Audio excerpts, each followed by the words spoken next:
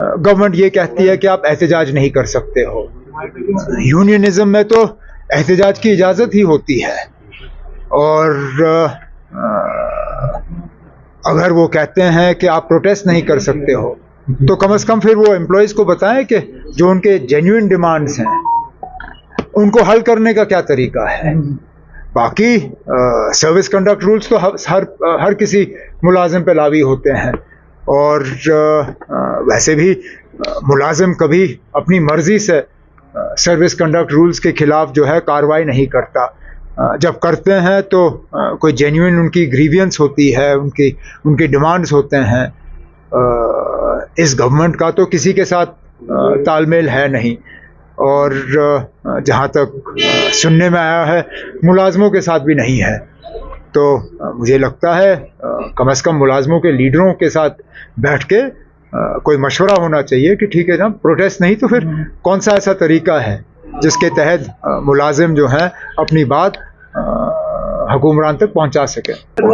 एक तो पोनी वाला है, लेकिन आबो हवा की बात है ना। यहाँ पे तो ग्रीन बेल्ट बचाने के लिए तो अदालतों ने कितने फैसले दिए हैं। यहाँ डल के किनारे आपको कुछ बनाने की इजाज़त नहीं है। डल के बीच जो लोग रह रहे हैं उनको अपने घरों की मरम्मत करने की इजाज़त नहीं। केव तो दूर की बात, पहलगाम में आज घर की मरम्मत करने की इजाज़त नहीं। गुलमर्ग में कितने लोगों के काम रोक दिए गए हैं। इसी तरह सोनमर्ग में बने हुए स्ट्रक्चर जो हैं उनको उन पे रोक लगी हुई है एनवायरनमेंट के वजह से।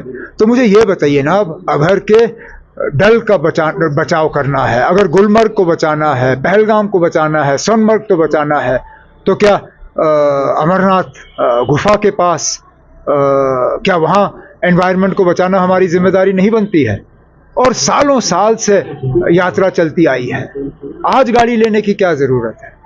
यात्रा में ना थोड़ी सी तकलीफ उठाना, ये तो उसमें एक तरीका बना हुआ है। मिसाल के तौर पे जब हम हज पे जाते हैं, जब हम तवाफ़ करते हैं तो क्या गाड़ी में बैठ के करते हैं? पैदल करते हैं। इसी तरह जब माता वैष्णो देवी की यात्रा होती है, दर्शन करने आते हैं लोग, बहुत से ऐसे लोग हैं जो गाड़ी पे, पिट्ठू पे या किसी और चीज़ पे बैठने के लिए तैयार नहीं होते। वो कहते हैं हमारी यात्रा तब तक मुकम्मल नहीं है जब तक हम पैदल ना जाएं। राहत देना एक चीज़ है, लेकिन ये इस पे दोबारा सोचने की बहुत अशद ज़रूरत है। ये इन इलाकों में गाड़ियों को लेना उन इलाकों की तबाही के बराबर है।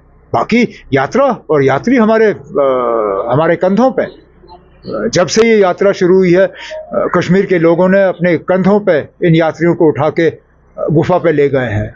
आज भी करेंगे, कल भी करते आएंगे, लेकिन हमारी आबो हवा से इस तरह खिलवाड़ करना ये अच्छी बात नहीं है। जब चीफ जस्टिस साहब और उनके जो 4 जज उनके साथ हैं, जब वो किसी नतीजे पे आएंगे तो अपना फैसला सुनाएंगे। जहाँ तक मैं कानून को समझता हूँ, एक ऑनरेबल जज जो हैं वो रिटायर होने जा रहे हैं दिसंबर में। उनके रिटायरमेंट से पहले फैसला सुनाना ज़रूरी है, क्योंकि अगर फैसला सुनाने से पहले वो रिटायर हो गए तो ये सारा सिलसिला जो है ये ख़त्म हो जाता है, और हियरिंग्स जो हैं वो दोबारा शुरू करने होंगे। हम तो यही उम्मीद कर रहे हैं कि दिवाली की छुट्टियों के बाद और जस्टिस कौल साहब के रिटायरमेंट से पहले सुप्रीम कोर्ट जो है अपना फ़ैसला सुनाए, और हम अभी भी इंसाफ की उम्मीद लगाए बैठे हैं। अगर इंडिया अलायंस को स्टेट इलेक्शंस में सीट शेयरिंग का नहीं करना था तो पहले से ही साफ कर देते। मैं इन मीटिंगों में शरीक हुआ हूँ, हर मीटिंग में मैंने हिस्सा लिया। बार बार ये बात उठी कि क्या अलायंस असेंबली के लिए होगा या नहीं होगा, और फैसला हुआ नहीं, और इस बात का अब नतीजा सामने आ रहा है। इंडिया अलायंस के तमाम मेंबर जो हैं एक दूसरे के खिलाफ मध्य प्रदेश, राजस्थान वगैरह में इलेक्शन लड़ रहे हैं। कांग्रेस ने यहाँ तक कहा कि ये इंडिया अलायंस सिर्फ पार्लियामेंट इलेक्शन के लिए है। अगर ये दुरुस्त है तो फिर जो करगिल में हुआ उसको इंडियन अलायंस के को क्रेडिट क्यों मिला? उसका तो इंडिया अलायंस से फिर कोई लेना देना नहीं था। मैं तो चाहूँगा कि ये 5 जो रियासत हैं इनके इलेक्शन ख़त्म हो जाएं, तो जल्द से जल्द इंडिया अलायंस को बैठ के जो थोड़े से मुश्किलात आए हैं, परेशानियां आई हैं, जो थोड़े से रिश्तों में खटास आई है, उसको दुरुस्त करें ताकि आगे अप्रैल मई में जो पार्लियामेंट इलेक्शन होने जा रहे हैं उसमें हमारी परफॉर्मेंस जो है वो ठीक रहे।